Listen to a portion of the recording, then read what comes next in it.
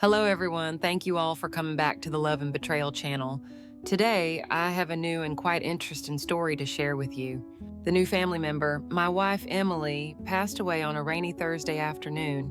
I remember the moment like it's etched into the walls of my mind, cold, cruel, and irreversible. She was everything: the warmth in the house, the calm in our storms, the heartbeat of our little family. And then she was gone, just gone. That day didn't just take Emily, it took the light from my son's eyes. Noah was only 5 when it happened, too young to understand death, but old enough to feel the weight of loss settle into his tiny chest. He stopped speaking, he stopped laughing, he stopped being a child. He would sit by the window every day, staring out, clutching the stuffed dog Emily had given him for his 3rd birthday. He named it Shadow. It used to be his favorite thing. Now it was his shield. I tried, God, I tried. I made pancakes shaped like dinosaurs. I learned to braid his hair just the way Emily used to. I even played hide and seek in the backyard despite never being good at it. But it was never enough. Noah wouldn't smile, not even a flicker. Then, one Saturday afternoon, something unexpected happened. We were coming back from the grocery store, me holding a bag of apples, Noah dragging his feet behind me, when we saw it. A muddy, skinny dog curled up by our front porch. It looked like it had been through war. One eye was cloudy, its ribs were visible, but its tail wagged, slow, gentle, as if it still had hope in this world. "Noah," I said carefully, "stay back, let me—" But he didn't listen.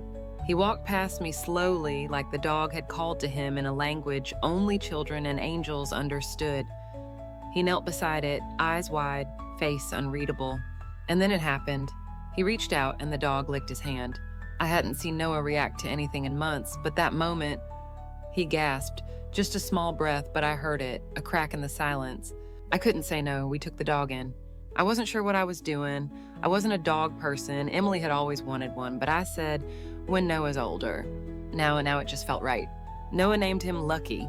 That night, for the first time since Emily's funeral, Noah slept without Clutch and Shadow. He held on to Lucky instead. Days turned into weeks. Lucky followed Noah everywhere, like a shadow, like a protector. In the morning, I would find them curled up on the living room floor, Noah's hand resting on Lucky's back. At breakfast, Lucky sat under the table, patiently waiting for crumbs Noah would secretly sneak him. And slowly something changed. Noah started humming while brushing his teeth. He began drawing again, pictures of a brown dog with a big tongue and crooked smile. One day he said something I hadn't heard in what felt like a lifetime. "Daddy, do you think Lucky misses his mommy too?" My heart shattered. I nodded, my voice caught in my throat. "Yeah, buddy, I think he does." From then on, Noah talked to Lucky like he was a person, not just a pet, a brother, a guardian. One night, I stood by Noah's door, watching him whisper into Lucky's ear. "I had a bad dream," he said, but I told Mommy. She said, "You'll protect me." My breath caught. Noah looked up and smiled at Lucky. Smiled. A real, glowing, innocent smile I thought I'd never see again. Lucky didn't just heal my son, he became the bridge between our broken hearts. Sometimes I wondered if Emily had sent him. It sounds crazy, I know, but the way Lucky looked at me sometimes, with those deep, knowing eyes, it was like he understood more than a dog ever should. One rainy night, similar to the night Emily left us, the power went out. Noah panicked. He hated the dark. He screamed. I ran to his room, but Lucky was faster.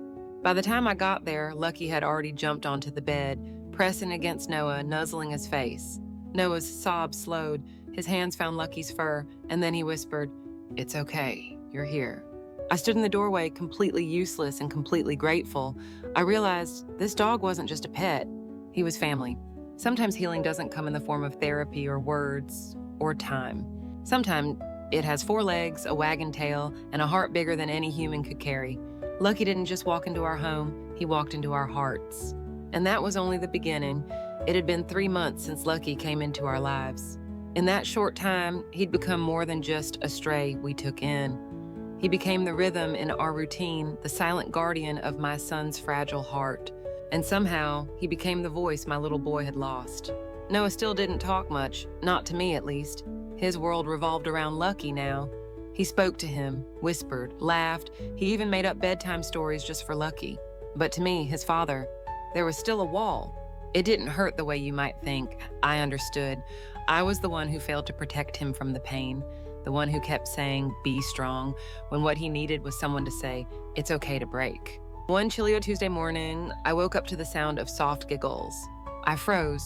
That sound, I hadn't heard it since Emily baked heart-shaped cookies and wore flour on her nose just to make Noah laugh.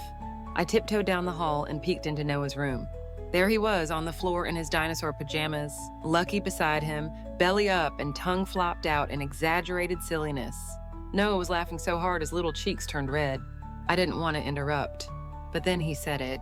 Clear, loud, full of wonder. "Lucky, you're such a goofball." I swear. My teeth buckled, not just because he spoke, but because of how alive he sounded. At breakfast, I pretended nothing had changed. I made pancakes, extra syrup, just like Emily used to. I slid the plate in front of him. "Here you go, champ." Noah looked at me. Really looked. "Daddy," he said quietly. I dropped the spatula. "Yes," I choked. He paused, then, slow, "Do you think Mommy can see us from the clouds?" I blinked back the tears, forcing myself to smile. "I think she never stopped watching." From that day on, the silence began to lift, piece by piece. Noah started talking again, sometimes only to Lucky, sometimes to himself, and sometimes to me. But I knew it wasn't me who unlocked that part of him. It was Lucky. At night, I'd hear whispers from Noah's room. "Mommy used to sing this song. Want me to sing it to you, Lucky?" Or, "I miss her too, but Daddy looks so sad. We gotta help him smile, okay?" It broke me in the gentlest way.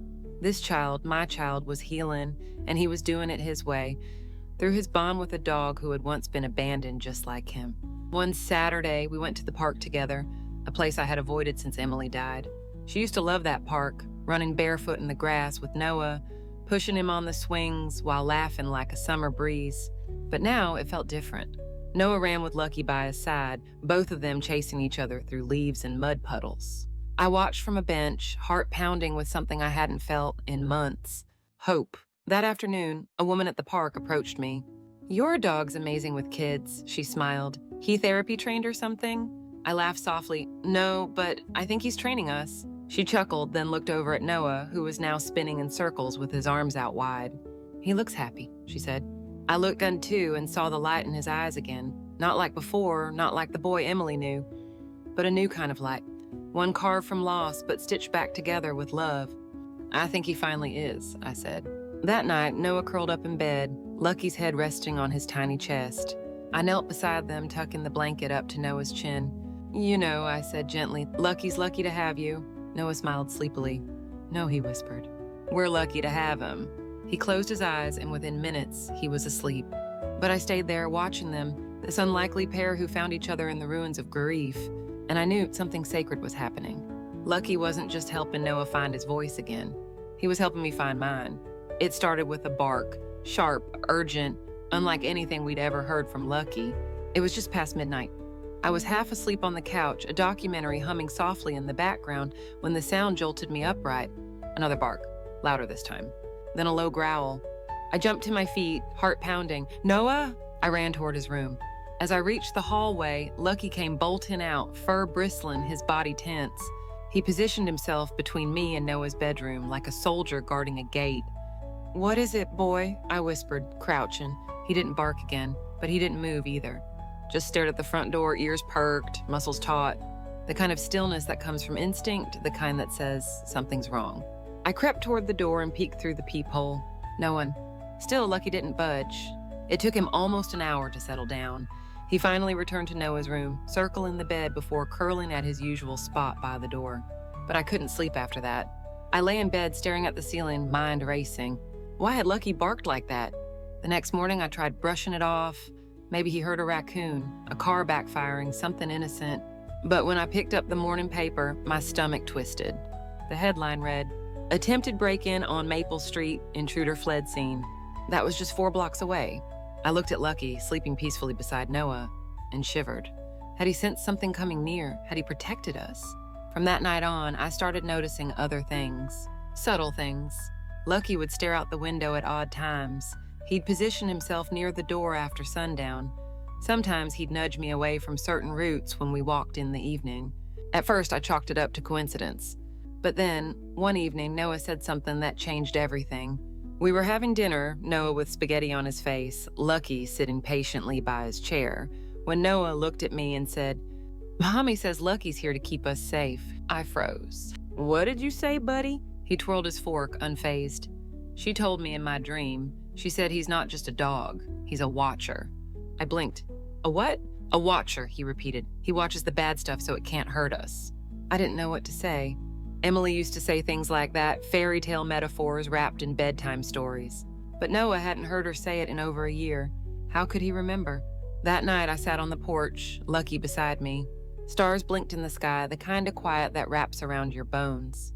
You're more than you seem, aren't you? I murmured. He looked up at me, eyes soft and still. And in that moment, I didn't need him to answer, because I felt it deep in my gut. He wasn't just a rescue dog, he was sent. 2 weeks later, I came home from work a little later than usual. The sun had already dipped behind the hills, casting the house in soft twilight. I opened the front door. Hey, Noah, But before I could finish, I heard it. Growling, deep, low, protective.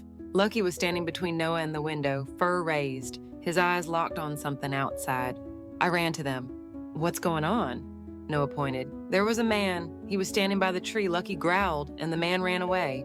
My blood ran cold. I ran outside, nothing but shadows. I called the police. They came, checked everything, didn't find anyone, suggested more lighting outside, maybe a camera. They treated it like a scare, but I knew better. That night, after Noah had fallen asleep clutching Lucky's paw, I sat on the floor beside them. Tears filled my eyes, not from fear, but from something else. Gratitude, awe. This dog, this muddy, broken creature we found on our porch, had become more than a pet. He was Noah's voice, my guardian, Emily's promise. He was family, and I'd never question that again, the day I almost lost him. It was a Thursday afternoon, the kind of day that feels perfectly ordinary. Blue skies, warm breeze, birds singing like the world had never known sorrow. Noah had just come home from school, his tiny backpack bouncing on his shoulders. Lucky greeted him at the door like he always did, tail wagging, paws tapping, eyes full of joy. But something fell off. Lucky was slower than usual. His steps didn't bounce, his ears drooped, and when Noah hugged him, Lucky didn't lick his face like he always did. Noah tilted his head. Daddy, I think Lucky's tired. I brushed it off. Maybe he's just having a lazy day, bud. But deep down, I knew something wasn't right. By dinner, Lucky hadn't touched his food. He didn't come to the table like he usually did, didn't nudge Noah's knee for scraps, didn't wag his tail when we said his name. He just lay on the living room rug, still, silent, staring at the door as if waiting for something. That night, as Noah slept, I sat by Lucky, gently stroking his fur. You okay, boy? I whispered. Don't scare me like this. He gave a soft whimper, a sound so faint, it broke me. The next morning, he was worse. He couldn't stand. Noah cried, begging him to wake up, to move, to do something. I bundled Lucky in a blanket and rushed to the vet, Noah clutching his paw the whole ride, whispering through tears, "Don't leave me too." The vet took him in immediately. Tests, scans, IV fluids, monitors. Noah sat on my lap in the cold waiting room, eyes red, face buried in my chest. Is he gonna die, Daddy? He asked, voice trembling. I wanted to lie. I wanted to say, no, never, he's strong. But all I could do was hold him tighter and whisper, let's believe he'll fight for us. Hours passed, then the vet came out. She sat down beside us gently. Lucky's heart is weaker than we expected, and he may have caught something before you found him. It's been dormant, but now it's flaring up. My throat closed. But he's strong, she added. He's been fighting this for a long time without showing it. Of course he had. That's what Lucky did. He protected, he endured, he loved. We weren't allowed to stay overnight at the clinic, but Noah refused to leave. I want him to know I'm here, he cried. So I asked for a favor, and by some miracle they let us stay in a corner with a blanket. That night we curled up beside Lucky, Noah on one side, me on the other. I watched my son stroke Lucky's head and whisper, remember how you helped me be brave? It's my turn now, okay? I'll help you. By morning, Lucky opened his eyes. Weak, cloudy, but they found Noah's face immediately. His tail gave a tiny wag. Noah laughed through tears. He's saying hi! And in that small moment, I felt something shift. Like the weight on our family had cracked, but not broken. It took a week of treatment, medication, and rest, but Lucky pulled through. He came home thinner, slower, but his spirit unshaken. And Noah, he never left his side. He read books to Lucky every night, fed him by hand, told him stories about the future. When I grow up, you'll come with me to college, okay? We'll have pancakes every Saturday. You'll sit next to me when I get married. It was more than love. It was bonded healing, woven in pain, stitched in loyalty. That Sunday, Noah stood in front of Lucky with a toy stethoscope. "I'm your doctor now," he said proudly. "You're not allowed to leave. That's an order." Lucky barked softly, joyfully. Noah gasped. "He laughed! Daddy, he laughed!" And I laughed too, because in that moment I realized something.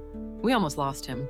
But more importantly, we realized how much we needed him, not just as a dog, but as a piece of Emily's love, as the glue that held my son together, as the soul that reminded me how to feel again. Sometimes families aren't made by blood. Sometimes they're rescued from a porch, broken and forgotten, only to become everything, the man at the gate. It was a quiet afternoon. Noah and Lucky were out in the backyard, playing their favorite game, hide the sock, while I sat at the kitchen table sorting through bills and half-drunk coffee.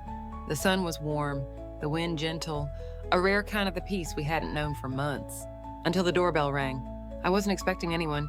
I peeked out through the blinds and saw a man standing at the front gate. He wasn't threatening, just unfamiliar. Tall, late 40s, maybe early 50s, faded jeans, flannel shirt. But it was his eyes that caught me. Not cruel, not suspicious, just sad. I stepped outside, cautious. "Can I help you?" I asked. The man hesitated, then pointed toward the backyard. That dog, is his name Lucky?" My heart skipped. "Yeah, why?" He nodded slowly, eyes glistening. "I think he used to be mine." I froze. Everything around me felt still. The trees, the wind, even the birds. I studied his face. He looked genuine. Not someone looking to cause trouble, but still, Lucky was ours now. "I found him months ago," I said carefully. "He was starving, injured, left alone."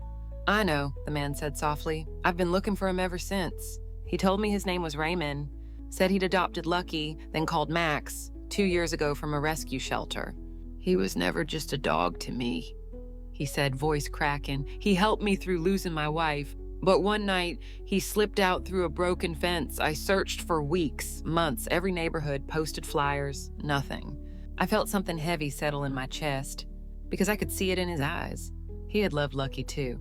I called Noah inside. He ran in, dirt on his cheeks, sock in hand, Lucky trailing close behind.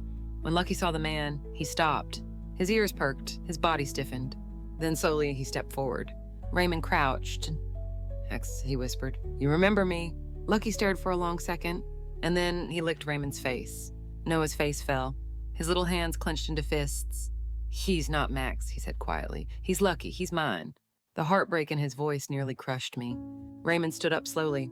"I'm sorry, son," he said. "I didn't mean to scare you." Noah turned to me, eyes filled with fear. "Daddy, they can't take him, right?" I knelt beside him, placing a hand on his shoulder. "No one's taking anyone," I said gently. Then I looked at Raymond. "You gave him love when he needed it, and somehow he found his way to us when we needed him most." Raymond nodded. "I see that now. He belongs with you." Before he left, Raymond knelt one last time. He whispered something into Lucky's ear, words I couldn't hear but felt. Then he stood and walked away. Noah watched from the porch, silent. Lucky sat beside him, pressing his body close. Later that night, Noah asked him, "Do you think Lucky misses him?" I thought for a moment. I think Lucky is the kind of soul who remembers every heart that's ever loved him. Noah nodded slowly. "Do you think Mommy remembers me too?" I swallowed hard, blinking back tears. "Every second of every day." That night, as Lucky lay curled beside Noah, I watched them sleep. And I realized something. We never truly own love. We just carry it, share it, and let it find its way to where it's needed most. Some days you think life has finally settled. You stop waiting for the other shoe to drop. You breathe easier. You smile without guilt. You start to believe that healing is permanent. But then, life reminds you that peace is never promised. It was a regular morning. Noah was finishing his cereal, Lucky lying at his feet, gently thumping his tail. "Don't forget your art project," I called as I packed his lunch. Noah nodded and ran off to his room. I turned back to the stove, flipping pancakes. Then, without warning, it hit me, a sharp pain right in the center of my chest. It wasn't just discomfort, it was crushing. I staggered back, grabbing the counter. My vision blurred, the room tilted, my breath caught in my throat. I heard a distant bark, then another. Then another, louder, desperate. "Lucky?" I croaked. He was already beside me, barking, pacing, nudging my leg with urgency. "Daddy?" Noah's voice echoed from the hallway. I wanted to call out, tell him it was okay, but I couldn't speak. I was sliding to the floor, gasping, the world spinning. Lucky lunged toward Noah's room, barked 3 times in rapid rhythm, then sprinted back to me. Noah appeared in the doorway, eyes wide with fear. "Daddy!" The rest was a blur. Noah called 911. He told me later it was because Lucky had shown him how to press the red button on the emergency phone. They had practiced during rescue missions in playtime. He knew what to do, all because Lucky had taught him. I woke up in the hospital later that day. Mild heart episode, the doctor said, brought on by stress, exhaustion. Could have been worse, would have been worse if I hadn't gotten help so fast. I asked one question. "Where's my son?" They told me he was fine. "Where's our dog?" They smiled. "He never left the ER waiting room. Security let him stay." When they wheeled me out later that evening, I saw them both curled up on a hospital bench. Noah's head resting on Lucky's side. Lucky's eyes locked on the hallway, ears alert, as if waiting for my face. And when he saw me, he barked once, loud, triumphant. Back home, I couldn't stop thinking about it. Not just the pain or the fear, but the instinct. Lucky had known. Before anyone, before even me. He had sensed it, alerted Noah, triggered a chain of actions that saved my life, all without saying a word. Later that night, I sat by the window, Lucky beside me. "You saved me," I whispered. He rested his head on my knee, eyes calm. "I should be scared," I said softly, "but somehow I'm not, because you're here." I stroked his fur, and for the first time since Emily's death, I cried, not out of grief, but out of sheer overwhelming gratitude. When Noah went to bed, he kissed Lucky goodnight, then turned to me and asked, "Do you think Mommy saw what he did?" I smiled, heart aching and full. I think she's been watching him the whole time. From that day forward, Lucky wasn't just a family member. He was a lifeline, a protector, a silent hero wrapped in fur. And I realized healing doesn't always look like soft music and warm hugs. Sometimes it barks, sometimes it saves your life. ChatGPT said, "Denrode, can you, Chúng ta bước vào part 7, the night he disappeared. Mọi phần đầy cảm xúc, hồi hộp và bí ẩn, đánh dấu bước ngoặt của câu chuyện Lucky. Người hùng không lời sẽ bất ngờ biến mất trong đêm, khiến cả cha con rơi vào một hành trình tìm kiếm đầy hoang mang và cảm xúc. The Dog Who Raised My Son, Part 7. The night he disappeared. It happened on a night like any other. Soft rain tapping against the windows, the smell of chamomile tea still lingering in the air. Noah already fast asleep, his arm draped across Lucky's back. I stood in the hallway watching them through the half-open door. That image, my son and his guardian, was the definition of peace. I turned off the lights, whispered goodnight, and went to bed. But when I woke the next morning, Lucky was gone. At first, I thought he was in the backyard. He had a habit of chasing squirrels before breakfast, but the door was locked. No muddy paw prints, no sign of movement. "Noah," I called, trying to keep my voice steady. "Did Lucky sleep with you last night?" My son rubbed his eyes, still half asleep. "He was there when I fell asleep," he mumbled. "He always is." Then his eyes snapped open. He sat up straight. "Where is he?" We searched the house from top to bottom. Every room, every corner, every cabinet. No collar, no bark, no Lucky. I walked the neighborhood, Noah by my side, both of us calling his name like a prayer. "Lucky boy, come home." We knocked on doors, put up signs, asked everyone, but no one had seen him. Not a single person. It was like he vanished into thin air. That night, the silence was unbearable. No claws clicking against the tile floor, no tail thumping against the couch, no soft huff from under Noah's bed. Noah refused to eat. He sat at the window for hours, clutching Lucky's old tennis ball. "What if he's lost?" he whispered. "What if he thinks we gave up on him?" My heart broke. I didn't have an answer, because deep down I was asking the same thing. The second night was worse. Noah cried in his sleep, calling out for Lucky. I stayed up, pacing the house, hoping, praying for any sound that would tell me he was back. But the hours passed, and nothing. By the third day, I couldn't hold it together. I sat on the porch steps, head in my hands, overwhelmed with guilt. I should have done more, watched closer, built a higher fence, trusted less. That's when I heard a voice. Still missing? It was Raymond, the man who once claimed to be Lucky's former owner. He looked concerned, genuinely so. "Yeah," I said hoarsely, 3 days now. He sat beside me. "You know, Lucky, he used to disappear sometimes, when he felt someone needed him more." I looked at him sharply. "What do you mean?" Raymond smiled, eyes distant.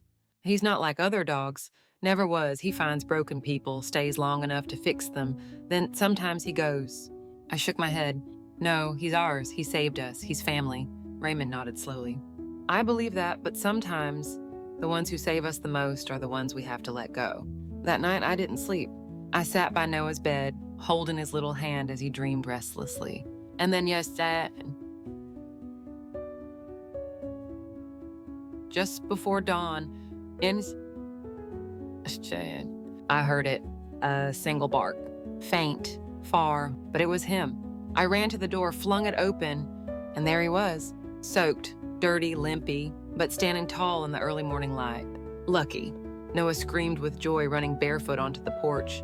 Lucky! The dog barked again, his tail wagging wildly as Noah threw his arms around him. Where did you go? He cried. Why did you leave? Lucky licked his face furiously, like he was trying to say, I'm sorry, but I came back. Back inside, I dried him off, checked him all over. He was tired, bruised, but alive. He collapsed on the rug, eyes droopy, but peaceful. Noah sat beside him, whispering, You're not allowed to leave again. Ever. Lucky didn't bark, didn't whine, but he laid his head gently in Noah's lap and exhaled. Later that day, as Noah napped on the couch, Lucky by his side again, I found something outside. Near the edge of our backyard, tucked under a bush, a torn-up leash, old frayed, and on the tags, faintly engraved, for the ones who need him. My hands trembled, because it wasn't ours. It wasn't Raymond's. It was from before. And in that moment, I realized maybe Lucky didn't belong to us. Maybe he belonged to the world, to those who needed hope, to those who'd lost too much. But this time, he came back. He chose us again. Time moved on. The seasons shifted slowly and gently, like they finally understood we had been through enough. Noah turned 7, then 8. His smile became his most worn expression, his laughter, a regular sound in our home. And Lucky, our healer, our hero, was by his side every step of the way. He never disappeared again. No more mysterious absences, no strange barks in the middle of the night, just the steady, loyal presence of a dog who had once wandered onto our porch and stayed for good. We built him his own corner in the living room, a bed, his favorite blanket, and all the tennis balls he could ever want. But most days he didn't use it. He preferred to lie by Noah's feet, or wait at the front door when I came home from work, or curl up under the dinner table like he was guarding a secret only he and Emily knew. Once this summer evening, as fireflies danced in the backyard, Noah turned to me and said, Do you think Lucky's getting older? I looked at him, my heart stuttering. His question was innocent, but heavy. I nodded. Yeah, we all do, buddy. Noah stroked Lucky's back gently. Do you think he'll stay forever? I didn't answer right away, because the truth is, forever isn't always promised. But then I looked at Lucky, peaceful, eyes soft, his body relaxed beside the boy he had saved. And I said, yes, in the ways that matter most, he'll always be with us. Months passed. Lucky moved a little slower, slept a little longer, but he never missed a beat when Noah needed him. Never let me walk out the door without a soft nudge, as if to say, come home safe. And then one morning that he didn't get up. It was peaceful. He lay on his favorite rug. The sun streaming through the window warmed his fur. Noah was the first to notice. Daddy, he whispered, eyes wide. He's not waking up. I knelt beside them, placed my hand on Lucky's side. No heartbeat, no breath, just stillness. But not empty. There was something in that stillness. Completion. A life that had come full circle, a soul that had given everything, healing, love, protection, and now could rest. We buried him under the big oak tree in our backyard. Noah picked the spot. He always liked watching the stars from here, he said. We carved a stone. Lucky, the dog who saved us. You were never just a pet, you were family. At night, Noah still talks to him. He sits by the window and whispers stories, dreams, worries, just like he used to. Sometimes I catch him laughing. He said he likes my new drawings, he'll say, and I smile because maybe, just maybe, he does. As for me, I still wake up expecting to hear the sound of paws on the floor, still find old toys under the couch, still leave a space for him on the couch without realizing it. And sometimes when things get too quiet, I swear I hear the faint jingle of his collar somewhere near. Lucky didn't just raise my son.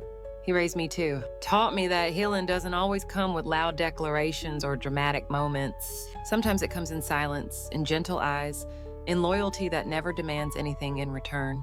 And though he's no longer here in body, in spirit, in memory, in love, he's ours, forever this time. The end.